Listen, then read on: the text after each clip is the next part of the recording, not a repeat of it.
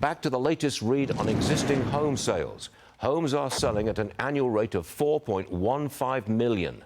Mitch Roschelle joins me now. Mitch, what does that tell you about the state of the housing market? Doesn't seem to be too upbeat, does it? Stuart, I think this is sort of the new normal for housing. The days of selling 6 million houses a year are behind us, and I think we're going to be at this level for quite some time. And relying on interest rates to drop, to be a catalyst for people who aren't sellers or aren't buyers, to me is a bit of a fool's errand. I think this is the new normal. And, if you're in the market or not in the market, you just have to sort of learn to live with it. The realtors must be in despair. I mean, no, that's the wrong word to use, but to be in an industry that's moving so slowly is not good news, is it?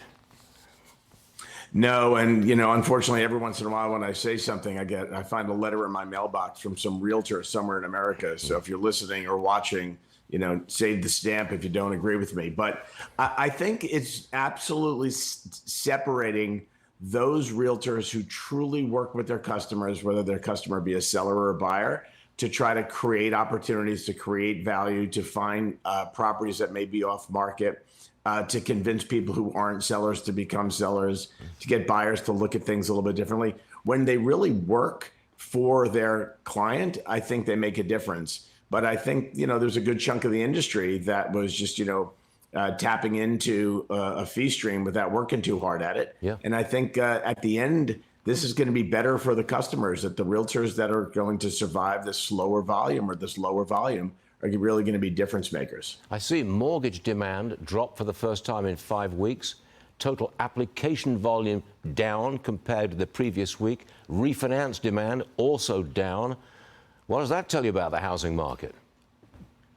I think it's also a time of year thing. One of my least favorite data points is mortgage demand, because I don't think it really tells the story more broadly, and to tie it to rates. I mean, that's a survey from, the past, and Powell came out yesterday. But I think the interest rate conundrum is a real one. I think there have been a lot of people saying, I'm going to wait for rates to come down. And I literally don't see that happening. What happened? Powell lowered the short end of the Treasury curve, and the longer end of the Treasury curve, rates went up. Why? Because of all of the remarks that came in the 2 hours to follow in a press conference. I think we're going to be in this higher rate environment. And you and I have talked about this in the past, Stuart, when we bought homes with 12 and 13 and 14% mortgages.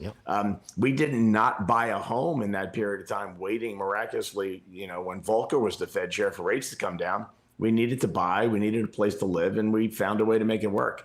That's sort of where we are right now, with considerably lower interest rate numbers. That's for sure. Mitch Roschelle, thanks for joining us. I wish we had some better news on the housing market, but we'll see you again next week and see what happens. Okay, thanks, Mitch.